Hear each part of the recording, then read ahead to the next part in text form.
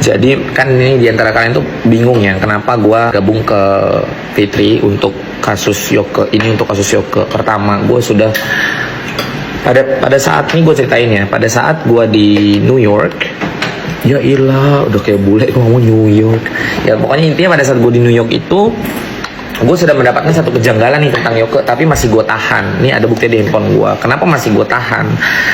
Karena gue pikir, enggak lah, nggak mungkin, ini cuma miskomunikasi aja. Apa? Berupa si Yoke ini berusaha untuk menjebak gue. Gue berterima kasih di sini sama admin akun Suara Netizen. Siapapun lu, dimanapun lu berada, terima kasih karena lu masih tidak mau melakukan apa yang diperintahkan oleh Yoke ke lu untuk menjahatin gue.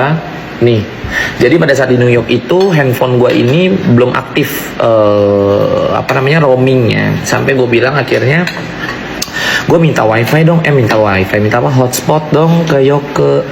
Terus dia kasihlah ke gue salah satu handphone Android, dia dikasih ke gue. Akhirnya gue buka lah handphone, dan itu ada dia di sebelah gue, duduk di sebelah ya, dia mau mandi. Terus tiba-tiba pada saat gue lagi mau ngidupin hotspot, gue buka handphonenya dia begini, set, gue buka, ada DM masuk ini nyebut nama gue dari akun Suara Netizen Real. Akhirnya karena gue penasaran, kok ini bawa-bawa nama gue gitu loh, apa ini? Sedangkan gue nggak tahu menau, gue nggak pernah ada masalah sama akun Suara Netizen Real ya kan.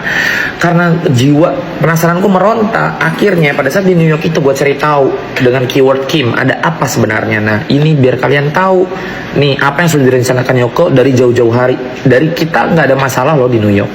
Gue baru nyampe di New York nih ya, lihat ya, ini si galeri gue.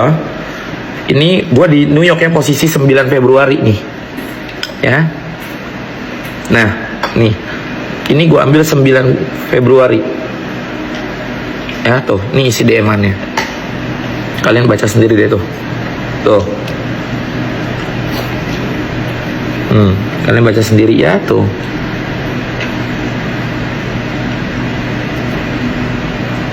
Tuh.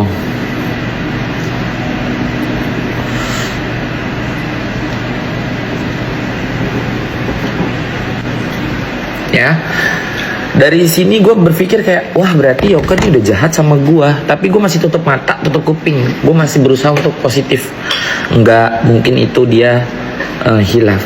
Mungkin itu dia, gue juga nggak tahu sih apa, karena dia yang melakukan. Gue nggak bisa mendeskripsikan atas apa yang orang lain lakukan gitu. Tapi gue tidak ambil tindakan apapun dari situ. Nah, gue berterima kasih di sini sama akun Suara Netizen Real. Kenapa?